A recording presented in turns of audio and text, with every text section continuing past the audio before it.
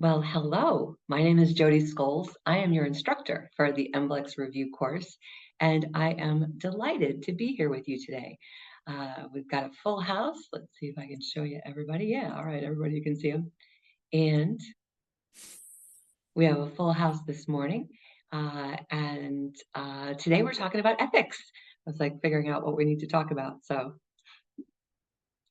welcome. We're talking ethics, laws, rules, regulations, and to the patron community. I was like yawn, like oof, this is a topic that sometimes can be super boring. But here's the exciting part: there are 30 questions on your MBLEx that have to do with laws, ethics, guidelines to a professional practice, business. That whole category is going to be over 30 questions on your MBLEx. So we definitely need to be aware of that. So today's class is in 3 parts. First part, we're going to talk some strategy on taking the MBLEx, get you to know that test a little bit better so you can do your dance with that test. Shout out to Erica, who passed her MBLEx this week. You'll be seeing some postings soon on several students who have passed. But anyhow, so we're going to do some test taking strategy this today, and then we'll move into our content, ethics, laws, rules, regulations, and then we have some questions to dissect, and that's part 3, questions to dissect. And so, all right, I hope you have your refreshments. Here we go. Let's get started. So the very first thing I want to talk to you about today is some strategy and understanding the MBLEx and understanding how to approach. Very often I'll have graduates send me a note and say, Jody, I have no idea what to study. So I understand there's a lot to study. And so what we look to do is to create an environment that when you're not here in class, that you are able to do meaningful homework. So what is meaningful homework? So meaningful homework means that you've got a strategy. You might be able to have a strategy for one session and be like, okay, I'm studying anatomy today. But when we talk about meaningful homework, I'm thinking about like the whole approach. Do you have a strategy overall for what you are studying each week? And really the easiest thing to do is to follow along with this course outline. So we go through this course outline and I post it pretty regularly. And I tell you, what our class is going to be about. Today it's about ethics. And so this week you can study ethics. So from Thursday to Thursday, this is one strategy. From Thursday to Thursday, you could study ethics, laws, regulation, business practices, all of that stuff this week. Then next Thursday, which happens to be a holiday, but next Thursday, you would start a different subject. So for the whole week, you're studying this particular subject. So that's one strategy, one way to set you up to go through each of the categories that you need to go through. Now, how do we know those categories? We know those categories because the Federation of State Massage Therapy Boards has given us a list of 7 different categories that you're going to be tested on. I'll make sure to post that in the patron as an attachment with the recorded video today. But you go through anatomy and physiology, you go through kinesiology, we go through client assessment, we go through pathology, guidelines to a professional practice. There's all of these categories, and that's how we've designed our lessons. And that's how you can design your homework sessions as well, so that you know each week what you're studying. And you can have a confidence that you're going to cover all of the material that's relative. So this week would be ethics. One other way I want to mention about meaningful homework, and I want to just be super clear because we've had some confusion, a little bit of confusion around the practice exams. So in the patron community, as long as you are there at least $20 a month, you get unlimited practice exams. So unlimited practice exams. That means 100 questions randomly generated, and you can simulate taking the MBLEx. Okay? So one way to do meaningful homework, another way, is to simulate the MBLEx. So that would mean sitting down, turning over the phone, no distractions, 2 hours straight through, you take the test. No notes, no Googling, no help, no distractions, straight through. Bonus points if you do that during the day, like in the morning or the afternoon, because that also simulates what time of day you'll be taking the MBLEx. Just saying. So that's another approach at doing meaningful homework. One other way you can take that practice exam. All right. So one other way you can take that practice exam is by using the entire 4 hours. The practice exam times out after 4 hours. And several of you have been like, I don't get a grade. I don't know what happened. The little thing says working. That is because it has been longer than 4 hours. The purpose of the practice exam is for you to build your test taking stamina. And so I would like you to go ahead and sit down. And if you're going to do a practice exam, complete it, but complete it within the 4 hours. You can get up, you can go to the bathroom, take a break, Google stuff. Oh, I don't know what that question is, Google it, look in your notes, that type of thing.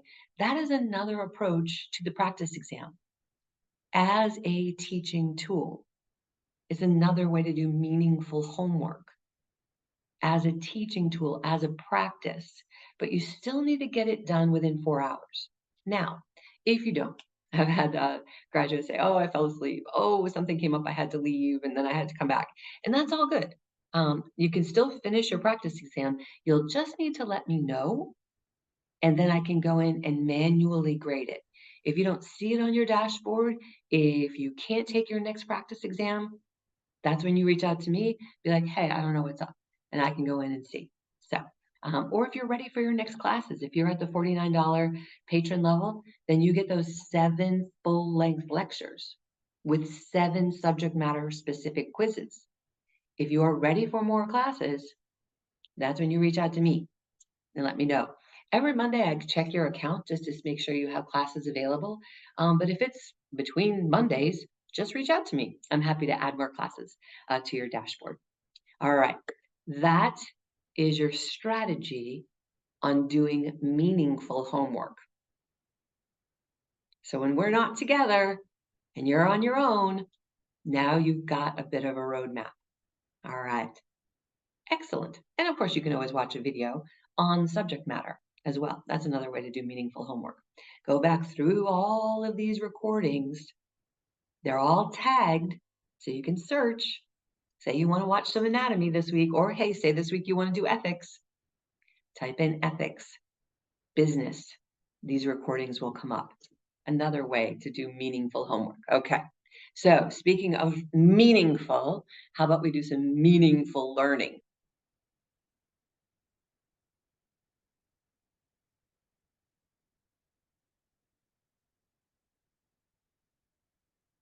Right. Slideshow from our current slide. There we go. All right, here we are. Standards of practice, guidelines to a professional practice, ethics, laws, regulations. That's what we're talking about today. So as we go over this, you may scratch your head and say, did I ever learn this in massage school? Maybe, maybe not. If you find you need more review, go back through this recording and maybe even Google ethics. Not Google, excuse me. Search ethics or business in our patron account.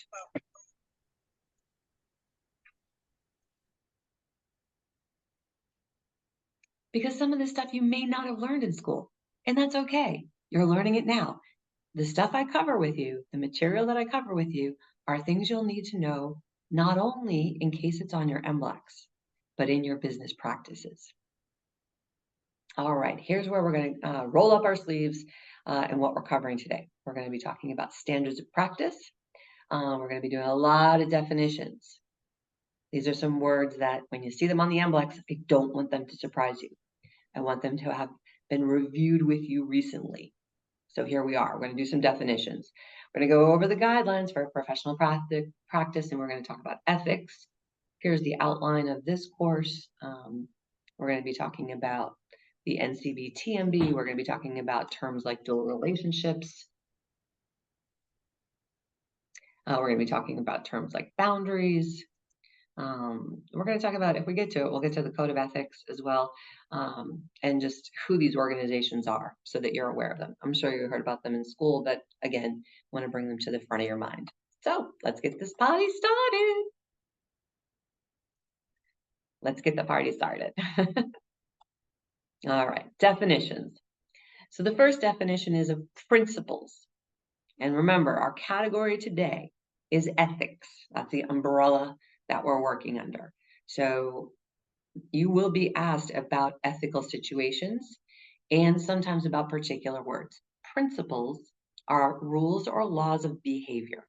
So your principles are your rules or laws of behavior that allow you to be in your integrity. So I believe the quote here is, I believe respect and kindness are two of the most important principles that my parents taught me growing up. So principles, things that are your rules, your laws of your behavior that allow you to be in your integrity. Think of it maybe like the principal of a high school. If the principal of the high school was watching over you, so your principles are your internal rules that of behavior that keep you in your integrity. Now, what is integrity? So this is being in your honesty, being upright, being true to yourself, being in your integrity. When that little feeling comes up, right? So what are the 3 levels of integrity? Well, keep your agreements, be true to your principles, and be true to yourself. So sometimes our principles come from outside, and we'll talk a little bit about that later. Sometimes other people have given us some rules that serve us or don't serve us. And so we can examine that at different times as well. But integrity, being honest, being upright. So being in your integrity, being true to yourself, that is the concept of integrity. Now, morals. This is a loaded word. It's an emotionally loaded word because where do our morals come from? Well, a person's standard of behavior or beliefs concerning what's acceptable or unacceptable.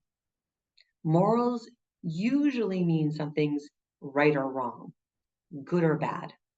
Now, as you do more spiritual work, more work on yourself, as you get to know yourself better, I'm going to give you a little secret. There is no right or wrong. No, there's only our perception of it. But for the definition of morals, this is our standard of belief. Morals usually indicate this emotionally charged, that's good, that's bad. That's right, that's wrong. Who says? Right? Who says? Okay. But for the definition, and if it comes up in your MBLEx, that's where morals, the definition of morals. Okay.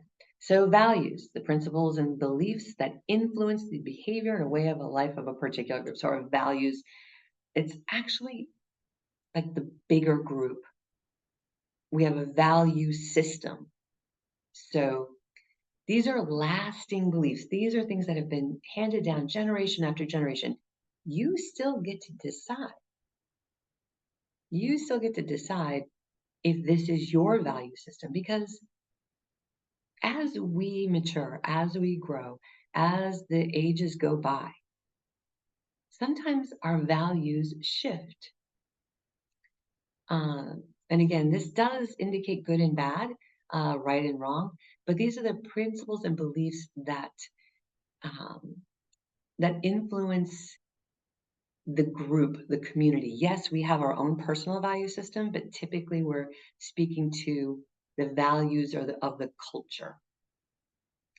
It's a little nuance here, and especially if you have English as a second language, or you just use these words in common everyday language, and just in our normal reading and writing and speaking. Now, as we get down to the nitty-gritty of the definitions, I want you to just be clear on where we stand. Note, these definitions are coming up later in dissecting questions, just so you know. All right, what's a standard of practice? Standard. It is the standard by which we define,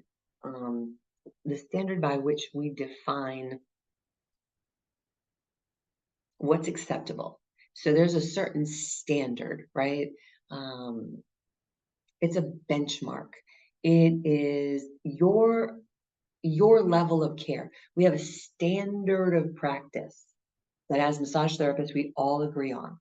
So we all agree we're using draping. We all agree on cleanliness and hygiene. We all agree on professionalism, although that shows up differently for different people. But there's a standard, a benchmark for us as licensed massage therapists. And it says the standards that we're about to cover are based on the premise that massage therapists are responsible and accountable to individual clients for the quality of the care. So we accept, as licensed massage therapists, that we are responsible for a certain quality of care. The best of our ability, right? And that's the standard of practice, just the concept of the standard of practice. All right, so our standards of practice were developed by an organization called the NCBTMB. Potentially the worst acronym ever. NCBTMB. I know, just rolls off the tongue, right? Who are they? So,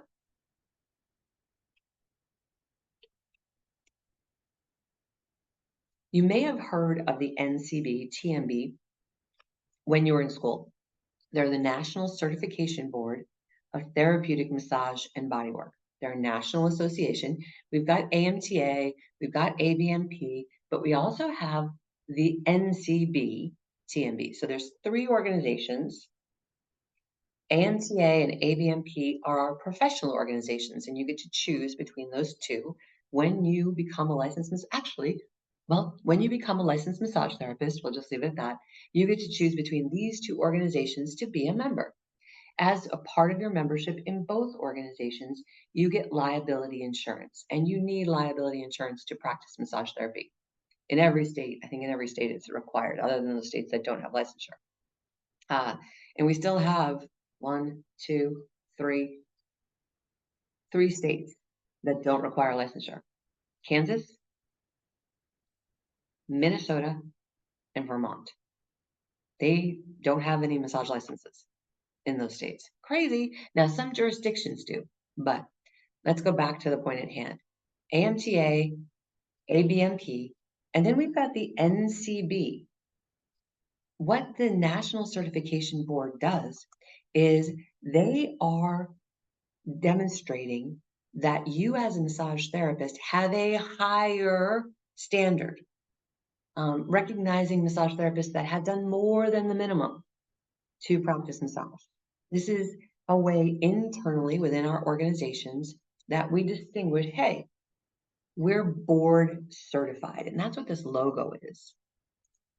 So this logo is board certification, and you may have heard of this term when it comes to a board certified physician. So, or a board certified dentist.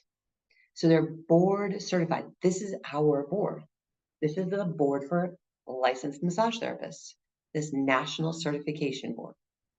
So what else do? They offer this board certification as a way to distinguish yourself as having done more than the minimum. No need to do this right after you pass your MBLEx. You can wait, 6 months, a year. If you'd like to go ahead and become board certified right away, you certainly can. Um, and there is another exam now that's associated with that. And if you want to learn more about that, just hit me up.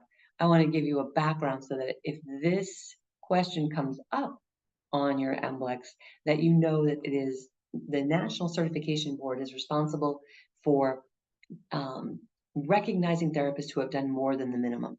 The other thing that they are doing is they are also responsible for who is an approved provider of continuing ed. Most states require 24 continuing education credits every 2 years. And so the NCB certifies those people who are approved providers of your continuing ed.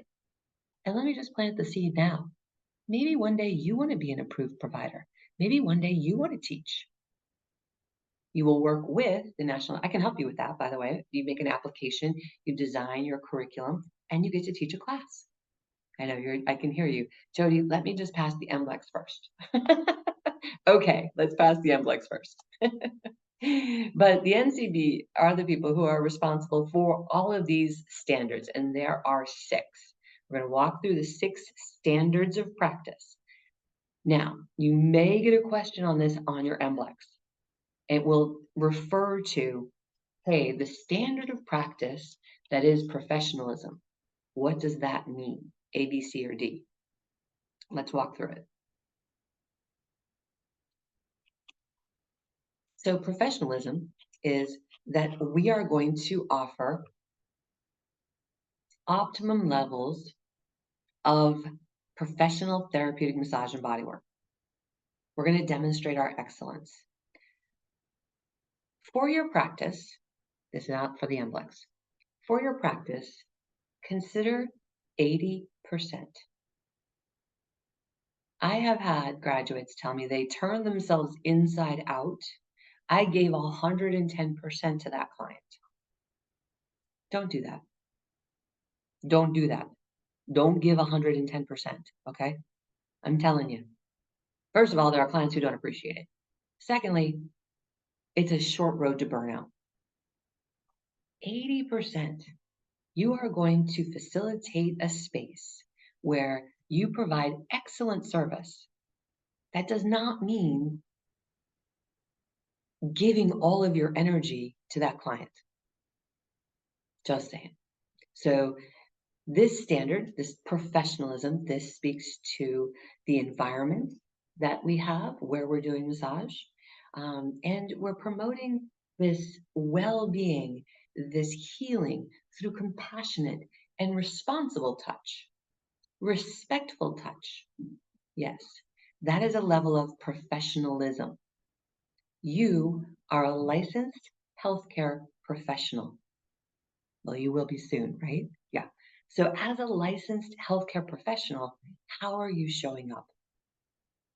That is your nod to professionalism. So this can be also in our attire. So in some places, you'll wear scrubs. Maybe in your own private practice, you wear scrubs. Cool. You may have a logoed t-shirt that you wear to work or for work. In this case, this is me right here. And this was part of a sports massage team where we all had t-shirts that we wore to recognize us as part of the sports massage team. Typically, when I do massage, I am in black. Just as easy. It's my uniform. I have a uniform. And some people like, oh, Jody, I'm a free spirit. I don't do uniforms. That's fine. It's not about you. It's about the comfort level of your client. Every time my clients come to see me, I am dressed in black. That is my uniform. There's no distractions. There's no concert t-shirt. There's no flower power. There's no rainbows. There's no tie-dye. Whatever it is that you choose to wear while you're doing massage therapy, make that your uniform. If you love tie-dye, fine. Make it your uniform that every time you do massage, you're in tie-dye, if that works for your practice.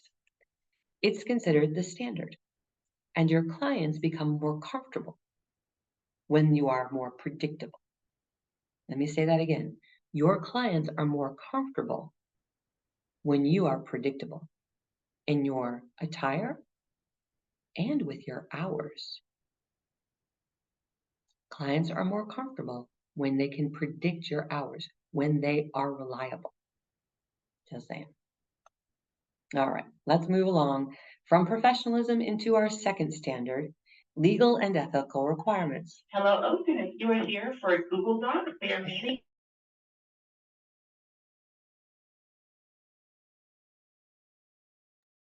So I'm at the library today. Yes, coming to you from the library where I have reliable internet. All right, let's go back to standard number 2. So standard number 2 is legal and ethical requirements. So it's on you to know what are the legal requirements in your jurisdiction. So in your zip code, what are the legal requirements? And are there any ethical requirements? I'm not sure exactly what that would be, but the legal requirements are things like a business license. Business license? Wait a minute, I just need a license to practice massage. Oh, yes, you need a license to practice massage. You need to be in your jurisdiction. You might be called certified massage therapist. You might be called licensed massage therapist. In Canada, they're called registered massage therapists. That's the legal term. So you get to know the legal term of your title. And then also the legal hurdles, the legal steps that you need to do to execute to practice legally. So, and that would be you're going to have your state license. Now, when I started practicing massage, I had to get 4 different licenses. I had to get my national, so that I had to pass the national exam. Then I had to get a state license, apply for the state license. Then I had to get a county license.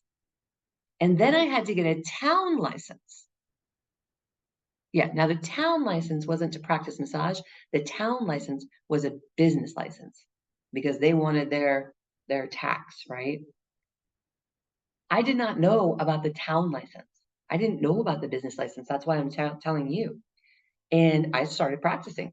Well, I got a knock on the door saying, "Hey, you got a business in this town? You don't have a business license." Oopsie.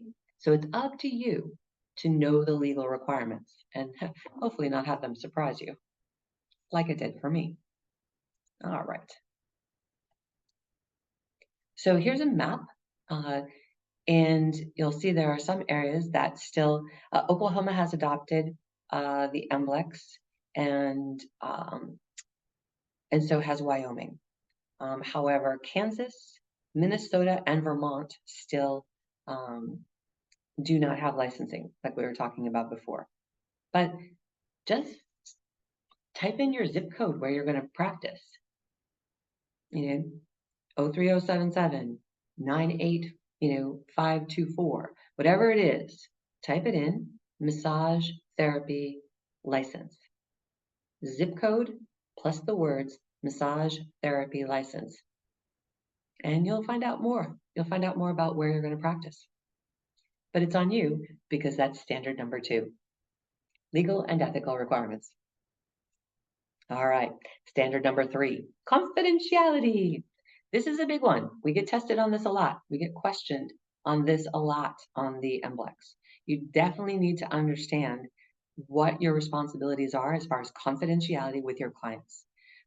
Let me just say that it's not just about the record keeping. Shut your trap. Don't be talking about clients. Honestly, once you start seeing clients, don't be talking about your clients. I mean, I have people who are clients that nobody knows. I mean, my mom has a friend from the tennis club who is a client of mine, and my mom has no idea that that person is a client. That's part of confidentiality. Whatever they tell you, whatever whatever they need to process when they're on your table, this is a part of your confidentiality. But certainly for the MBLEx, you need to understand that record keeping and safeguarding those records are a part of our standard of practice. So HIPAA, and it's spelled HIPAA, HIPAA. So the Health Insurance Portability and Accountability Act uh, is the law that requires we keep our records confidential, keep our records secure. Best if you just have a locking filing cabinet or a locking lockbox where you keep your health intake forms. Those health intake forms are confidential. You cannot share them with anyone unless you have written permission to release those records. So a medical release form is what your clients will sign if you are going to share those notes that you have, the health intake form that you have with another medical professional. That would be a chiropractor, a physical therapist, an orthopedic doctor, but that they would need to sign that medical release form for you legally to be able to share that information. If they don't sign, you can't say a word. You can't even confirm they're a client. I know, crazy. Standard number 4, we're working our way through. I know, this stuff is like sticky, but it's good for you to review it because it will be on the MBLEx. Standard number 4, this is business practices.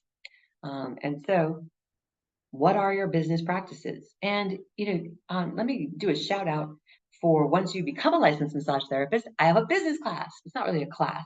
It's a mentorship. I work with no more than 10 people, 10 newly licensed massage therapists for the business mentorship. And if you're interested in that, hit me up. I'll give you more details. But we talk about best business practices and how to avoid these crazy stumbling blocks that might happen, like business license, right? But simple stuff like, okay, so business practices here talks about operating your business with honesty, integrity, lawfulness, blah, blah, blah, right? That means you guys just got to follow the law and you got to be a professional. So decide, are you going to have business cards or not? Decide, what are your rates? Are you going to offer discounts? Make a decision, have a policy. This is a part of best business practices. So other things you need to avoid in your business practices, and you might be tested on these on the MBLEx because I'm telling you, these things have come up. You will hopefully never need them in practice, but they're on your MBLEx. So copyright infringement, what does that mean? Using someone else's words, ideas, images, and reproducing them without credit. That would be a copyright infringement.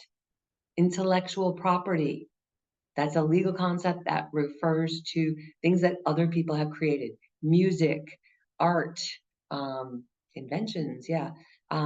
But that's their intellectual property. We cannot use it without their permission or without paying for it. All right. Before we move too far away from the business practices, let me also mention that these policies that you decide on, hours, rates, um, cancellation policy, these type of things, you will want to make them the same for all of your clients. That's also a part of best business practices. Let's move from these definitions into some of the legal terms that you'll want to be able to distinguish. Now, at some point in your life, you may have been an employee. Most likely, you've been an employee at some point. And an employee is different than an independent contractor. So you're going to want to know the difference between these, not only for the MBLEx, but for your practice. If you are working with someone or for someone, what is your legal name, your legal status? So what is your legal status with that person you're working with. All right, so let's take a look. Employees. Employees are very familiar for many people. You have taxes taken out of your check. So you're going to get paid $40 an hour. Uh, you are going to be paid for every client that you see. You're not going to get paid usually for your hours. Like you don't punch in at 8 and punch out at 4. You're not going to get paid for massage that way. Typically, you'll get paid per client. I like at least $30. I like a lot, $40. And I like north of $40 an hour. Yeah, if you're working for someone else as an employee. Here's why. The employer has a lot of expenses, and you don't want those expenses, at least not right now. So, as an employee, you get paid per client. Let's say you're getting paid $40 per client. You saw 10 clients that week, so that's $400. But as an employee, you have taxes taken out of your check. So, rough numbers, you'll get $325, but some of that is taxed. So, and at the end of the year, usually by the end of January, you get a stub from your employer that's called a W-2. And the W-2 tells how much taxes have you paid. We'll come back to that. The other option is that you're an independent contractor. And an independent contractor has no taxes taken out of their check. So if you see 10 clients that week and it's $40 per client, then you get a check for $400. No taxes are taken out. But at the end of the year, you get a 1099. So you get a document, not a W-2, you get a 1099, and that 1099 tells you how much you've been paid. So, and that is your taxable income. Here's the difference. With the employees, you get a W-2, and that tells me your refund. That tells you what you're eligible for a refund. As a contractor, you get a 1099. So you get this document called a 1099, and that tells you what your earnings were and what you're going to need to pay taxes on. So in the one case, you get a check, you receive a check, you get a refund. And on the other one, you give a check, you make a payment, you now have taxable income. Me personally, I like the employee status because it's kind of a forced savings account. Just a thought. But know the difference between employees and independent contractors. Employees get the W-2 and have taxes taken out. Independent contractors get a 1099 and they have no taxes taken out. So one other bonus of it being an employee is that your employer is legally required to match what you're paid. So technically you're only paying, I'm simplifying this quite a bit, but technically you're paying probably half of your taxes and the employer is matching that. That does not happen with independent contractors. They're responsible to pay 100% of their Social Security and Medicare. Let's move away from you as an employee or you as an independent contractor and take a look at different types of business entities. So ways to set up a business. So sole proprietor, that's what you are right now. As soon as you pass the MBLEx, you are a sole proprietor, whether you knew it or not. You are yourself. You are independent. You are a sole proprietor. You're the owner of the business. Your profits and losses are all yours. So that's very, very simple. Sole proprietor. Sole, only one. Partnerships do get a little bit more complicated. They're very easy to form, but the partners are then responsible for the expenses and the taxes. Now, partners file a Schedule K-1 form. This question has come up on the MBLEx more often than I care to believe, or I care to. It's come up too often because you'll never need to know this unless you go into a partnership. So the Schedule K-1 is the form that you will fill out as partners when you file your taxes. It is specifically for partnerships. And each partner, typically it's 50-50 or 70-30 or 10-90, but based on your ownership, that's the fixed amount of taxes that you'll be responsible to pay. But really what you'll want to know for the MBLEx about partnerships is that it's a Schedule K1 that the tax form they fill to file their taxes. We've got 3 other business entities to consider. Limited liability company, the LLC stands for a limited liability company. So this is very similar to a sole proprietor, except the LLC becomes your business entity. So I am Jody Scholes LLC. If one of my clients slips and falls, decides to sue, they sue Jody Scholes LLC. This is a layer of protection between the client and the therapist, this LLC. And it's usually, it can be more than one person, but typically it is a way a sole proprietor insulates themselves from liability, the LLC. 2 other business entities, the S Corp and the C Corp. I know. Hopefully, again, you'll never need to know this, but just in case, the S Corp and the C Corp. So S Corp and C Corp, very good. The S Corp is self. S for self. The taxes for an S Corp is really the only thing you need to know. The taxes for an S Corp flow right through to the owner. So my business makes money, my business has a tax ID number, those profits or losses go right on to my individual, my personal tax return. That's the S Corp. On the C Corp, those taxes are taxed separately. The profits and losses do not flow through to the owner because sometimes there's more shareholders. But that is the distinguishing factor between the S and the C Corp. S, self, taxes flow through onto the profits and losses flow through onto my tax return.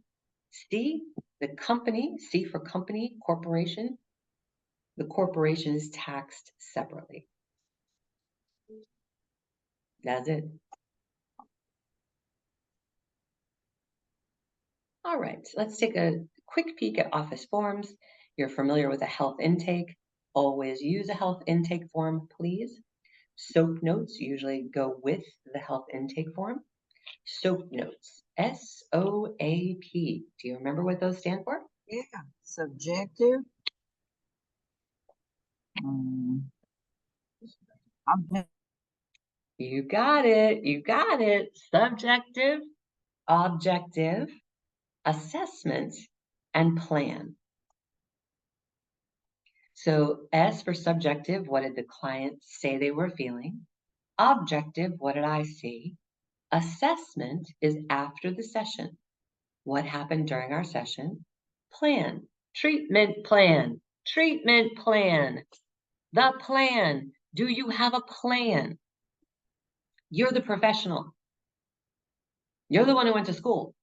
You make the plan, not your client. Now, if your client wants to come in once a week, great. But what is your plan? You can let them come in once a week. That's awesome. But what is your plan? Your client needs to know the plan. I recommend once a month. If you are healthy, if you don't have any symptoms, once a month.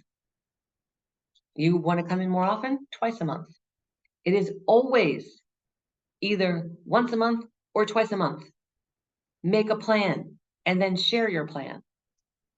Okay, more on that later when you're in business class. It's called rebooking. It's called making their next appointment. Would you like to go ahead and make your next appointment? Yes, I would. Good. 2 weeks or 4 weeks? How about next week? Sure. All right. Enough on that. A few other forms: consent to treat, that's usually normally a minor. Minors are considered 18 and under, not 16 and under. 18 and under is a minor.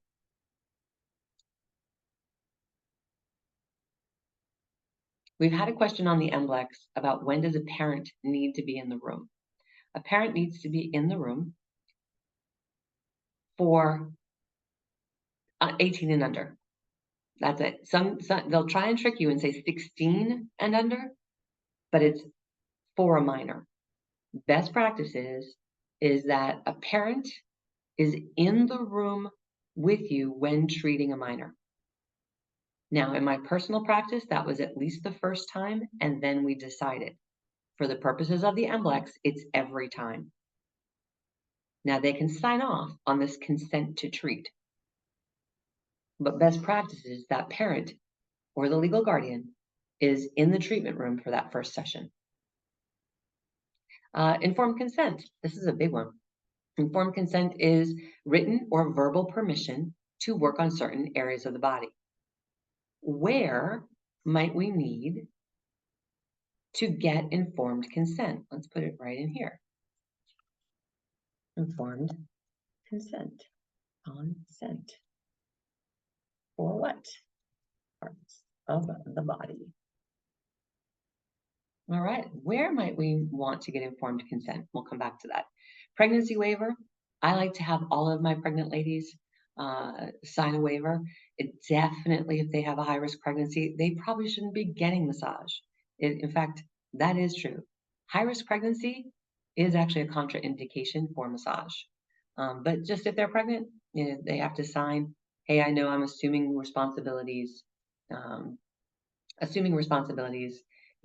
I'm pregnant. All right. Great. I like it. I say, okay, so back to our informed consent question. What parts of the body? Pecs, yes. Pecs. Abs, yes. Groin, yes. Glutes, yes. These are areas that people may not be used to being touched. And look, I've worked on over 20,000 clients. Still, every now and then, I'll go to do a little compression, a little soft fist compression on the glutes. The person jumps, and I'm reminded, hands off. I am so sorry. I would like to go ahead and do a little work on your glutes. Are you comfortable with that? Oh, yeah. No, I like it. It just surprised me. Yeah. Come on now. So verbal consent is fine. Sometimes verbal is enough, but informed consent usually implies they're signing it. Let's move along. Okay, best business practices. And we're just going to get through our standards of practice today, and then we'll move right into our dissecting the questions. So business practices covers your physical setting. Where are you practicing? Are you in an office? Are you in your home? Make sure that it's safe and also comfortable. You got to have liability insurance. You're going to be making soap notes. You're going to be clear about your fees, about your rates for all parties. You can't all of a sudden say, oh, you're a veteran. If they say, do you have a military discount? You can't make it up on the fly. That is not best business practices. You can't do that. Be like, no, but maybe I should. Something to make a decision about versus a knee-jerk decision about. All right. So display your fees. Make sure that people know that they are paying for your services. Hey, I'm a licensed massage therapist now. I know I worked with you in clinic and it was a really reduced fee, but my fees now are $80 for the hour. How do you set your fees? Google zip code 03077 and massage therapy rates. Good place to start. And then go like $5 more. Okay. Pay your taxes, do your accounting. Be careful about trading, bartering. Just follow best accounting practices. File your taxes, keep accurate financial records. You are going into business. So you do need to keep some financial records. And sometimes your bank account is enough. The fact that you're depositing into your bank is sometimes enough for your accountant to prepare your taxes. You don't always need an accountant to prepare your taxes.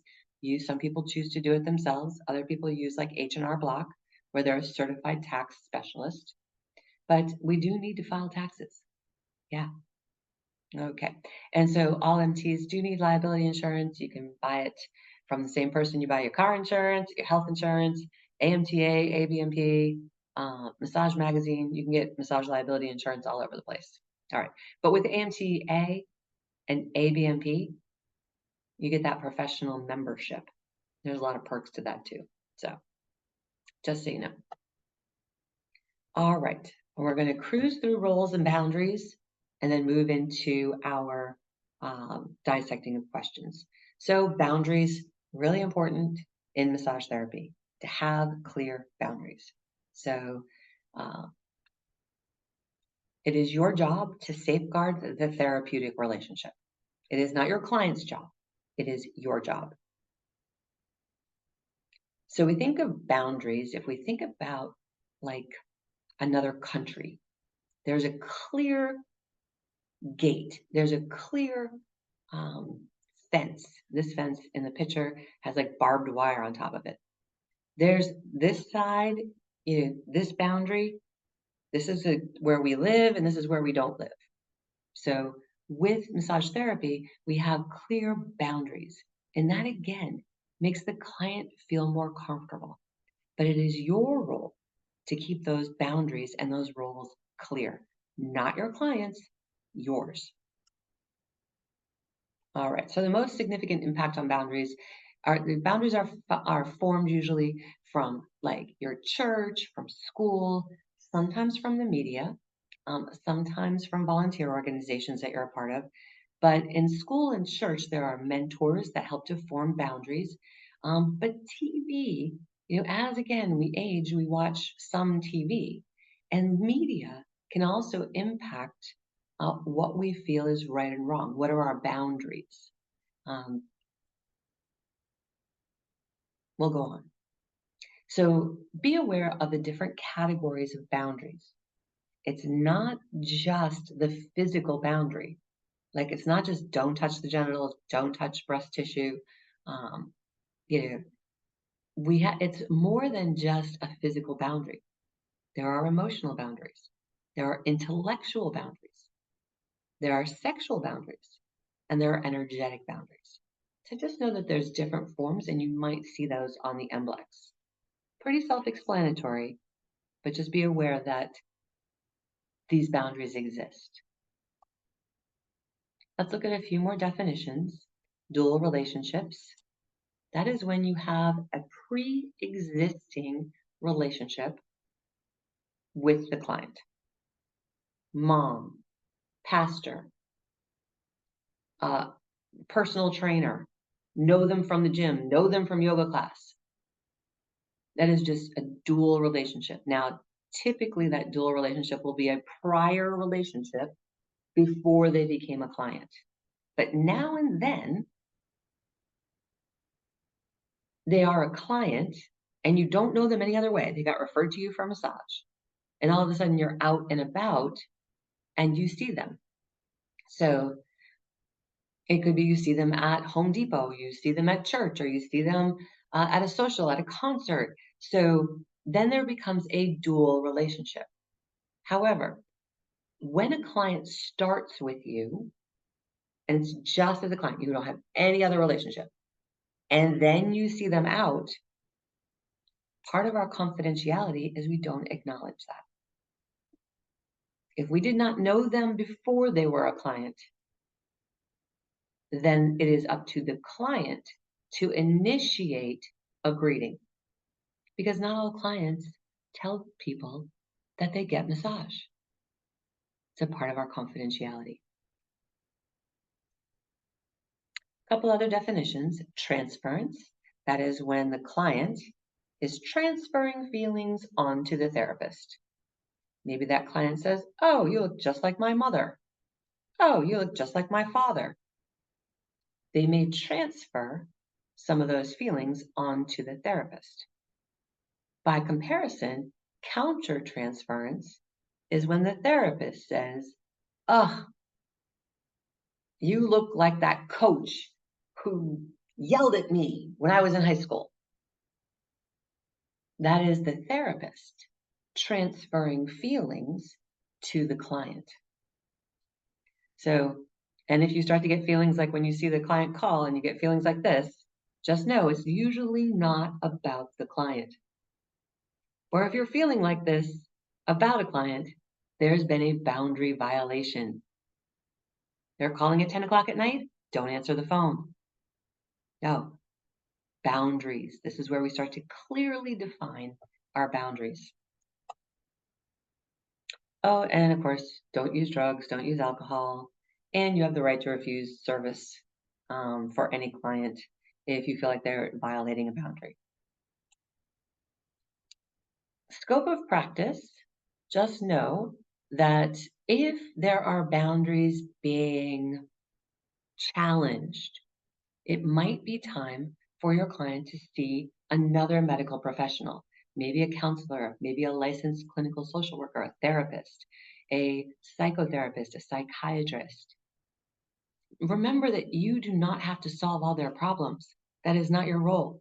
No, sometimes you feel like a therapist, I know. However, scope of practice, you are there to do body work. You are there to do massage therapy. You are not a trained counselor unless you are. Role playing is just like it sounds, that you role play. Say you have to have a difficult conversation with a client. What would that difficult conversation be? Maybe it's about money. Maybe it's that, hey, you've been paying $50 a session because I wasn't licensed, and now you're going to be paying $100 a session. That might be a tough discussion to have, right? It might be a little uncomfortable, but maybe not, right? If you feel like you need to have a tough conversation, consider role playing it, talking it out ahead of time. So when the client or practitioner act out as like you're just going to role play. Okay, so I'm going to say, hey, I really loved having you as a client. I'd like to continue to have you as a client. And talk it out. Actually say the words out loud, and it gets a lot easier to have that conversation. So one of the examples I use here is addressing a late cancellation or addressing a no-show, no-call. So those might be difficult conversations to have with a client, but they'll get easier if you role play it. With me, with another colleague, with your friend, hey, I'm just going to talk this out. This is what I want to say. Yeah, this is what I want to say. You stink. No, you don't say that. It's always me, right? It's always me. Hey, I had a problem with, all right. All right, and we're going to skip over our standard number 6 because I'm going to trust that you are not going to sexualize the massage. And we are going to move into our dissecting questions. There we go. All right, so good work. There's a lot to this topic. And that's why there are some full-length lectures in the online learning center, in the online learning platform. So in the Business of Bodyworks school, there are 7 of these because it's a big topic, right? All right, let's go through some dissecting questions.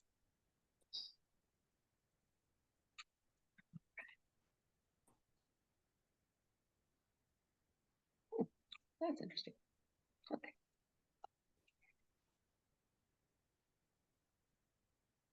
Match the word. So you're going to pick the word that fits best.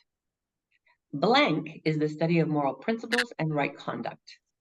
This can be applied to individuals or groups.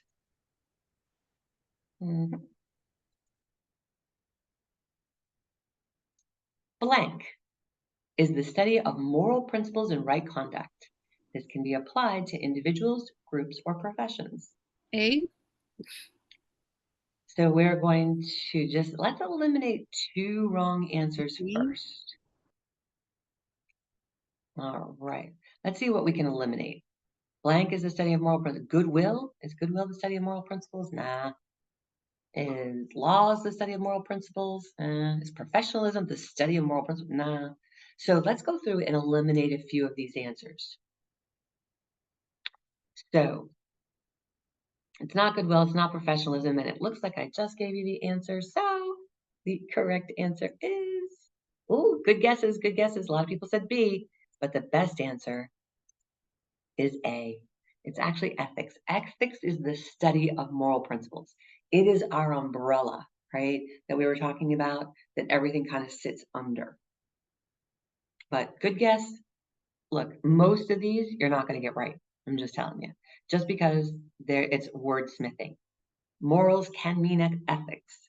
Values can mean ethics. Just depends how they're used. So don't beat yourself up too much on these. Let's go. The quality of the image you display. The quality of the image you display is blank. So the quality of the image you display. Let's see. I like it. Got any answers for me in the chat here? Oh, answers are coming in. The quality of the image. Is that ethics? It's not your image. Values? Not your image. Goodwill is quality of the image you display. Goodwill is something a little different. All right, I'm seeing some answers coming in. Ooh. All right, here we go. Here we go. Letitia, yes. Tanya, yes. Trish, good. Valerie, yes. Maria, yes. Pumla, yes. Rico, you got it. Maria, yes. Excellent. So the quality of the image you portray is professionalism. Yes, letter F, professionalism. Good. Good job. So that is how you show up, right? The quality of the image, the quality of your surroundings. All right, let's move on because we have a few questions. We have a bunch of questions today. Blank are the tangible and intangible convictions that an individual considers of intrinsic worth. This is a perfect example of a crazy question that would be on the MBLEx. It could be any of these. Okay. Blank are the tangible and intangible convictions that that individual considers of intrinsic worth. Intrinsic worth. All right, I know where you guys are going. Let's see. Let's see. Yeah, I like it. I like it. We got a pretty even split between values and integrity. Let's take a look. Okay, let's take a look. Are you ready? Not any of those. It's not goodwill. It's not professional. It's not laws, right? Tangible and intangible. Okay. Boom. Values. Good. Could be values, could be integrity. Honestly, two very good answers. But technically, your values are defined as tangible and intangible convictions for an individual. And it's how we decide on good and bad. But again, kind of random here. Let's move along. Let's move along. Don't beat yourself up. You're doing great, even if you didn't get the right answer. These are a little tricky. I want you to just be familiar with these terms, even if you're not getting the right answer, just so that you are prepared if they come up on the MBLEx. All right. Blank comprise an individual's code of action and enable a person to behave with integrity. Blank comprise an individual's code of action and enable a person to behave with integrity. Individual code of action. All right, seeing some answers come in. All right, blank comprise an individual's code of action and enable a person to be. Let's see. Let's get rid of. It's not goodwill. It's not professional. It's not loss. Right. So we just got a few left. I threw a whole bunch of answers in there to make it confusing instead of just 4. Blank comprise an individual's code of action and enable a person to behave with integrity. Boom. Their principles. Yes, it could be morals. I know. So morals and principles. Principles are your morals. Morals are your principles. It's okay. You will not have definitions like this on the MBLEx. these concepts will be interwoven into a question. However, I want you to see it's easy to interplay with these. All right, next. A person's standards of behavior or beliefs concerning what is and isn't acceptable for them to do. The judgment of goodness or badness. See how this is a better answer from the previous question? I know, tricky. All right, but a person's standards of behavior or beliefs concerning what is not acceptable, what it is and is not acceptable for them to do. So the judgment of goodness or badness, of human behavior and character. Now we know it's not professional, it is not goodwill, it's not morals. Let me see. Excuse me, it's not laws. Oh my goodness, we're all over the map here.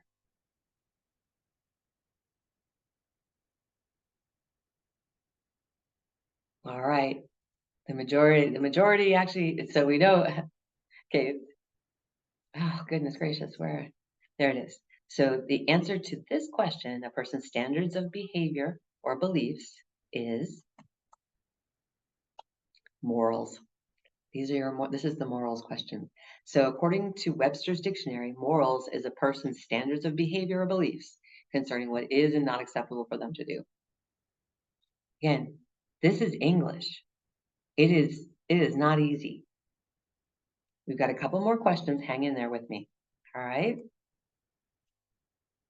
Blank are codified rules of conduct set forth by a society and are generally based on shared ethical or moral principles. So it's not ethics, it's not morals. Blank are codified rules. Codified rules simply means written down. So blank are written down rules. Rules of conduct set forth by the society, generally based on ethical and moral principles. Okay, got a lot of answers. Oh, coming in. Oh, yes. Thank you. Good, Diana. Letitia, excuse me. Yeah. Tanya, yes. Valerie, you're in. Maria, yes. Pumala, yes. Trish, yes. Bianca, yes. Oh, Blanca, yes. Rico, you got it. Yes. All right. Take a peek. We know it's not any of those. So, codified rules are laws. Yes. So when you see that codified rules, the definition, Webster's dictionary literally says it's a system of rules. Laws are a system of rules. And usually there's some type of penalty. Yeah. You will not get this type of a question on the MBLEx. It won't be a fill in the blank. You won't be matching. You won't have 10 different answers. I wanted it to be a little confusing. If you didn't get any of them right, it's okay. If you had no idea what to answer, that's okay. Honestly, it's fine. That was the point, was to show how interlaced these are. And it still is our responsibility, though, to find the best answer. All right, final question. Lines that distinguish an individual from everyone and everything around them, defining personal space, are called blank. Lines that distinguish an individual from everybody else and everything around them, define personal space, are called A, dual relationships, B, boundaries, C, transference, D, countertransference. Oh, you guys are good. Yes, Letitia. Yes, Rico. Yes, Valerie. Good, Tanya. Trish, you got it. Blanca. Puma. Yeah. Very good. Very good. So, lines, let's get rid of a couple of the wrong answers. We know it's not dual relationships. So that leaves us boundaries, transference, or countertransference. And you guys nailed it. It's B, boundaries. So the lines that distinguish an individual from everyone else and everything around him, define personal space, called boundaries. Yay! Good job! Thanks for hanging in there. This is tough material. It is. And it's not a lot of fun to answer questions wrong. I know. However, you're not going to get every question right on the MBLEx. Just ain't gonna happen. You didn't score 1800 on your SATs. Ain't gonna happen. It happens once in a blue moon. It's usually a mistake. But it's okay. We do the best we can. We use our mental capacity. We use our test-taking strategies. And the result is you still pass the MBLEx. Yeah, good job today. Good job today, kind of wrestling with some of the frustrations. And good job if you didn't feel frustrated and you were like killing it. Nice work. So I also want to mention gobble gobble. Next week is Thanksgiving. And so we do not have class. So taking next Thursday off, it's a day off, so you get a little time to yourself. So during that time, you're going to be doing meaningful homework. And so you'll be doing meaningful homework. And you can do that on ethics for the next 2 weeks if you want, in business. But have a lovely Thanksgiving. Consider taking some time off. Consider taking some time off from studying. Some of you really push it hard. And some of you have a lot going on in life. Next week is a time where things get quiet. You get to take time off from work. No one's expecting you to answer emails. Consider taking some time off. Considering taking a break. You've earned it. We reconvene on the first Thursday in December. I believe that's December 4th. We'll reconvene. Let me wrap up the recording and I'll be here for just a few more minutes to answer any questions from graduates. My name again is Jody Scholes. I am your instructor for the MBLEx review course, and it's been my pleasure to be here with you today. So have a great week, and I'll see you again real soon.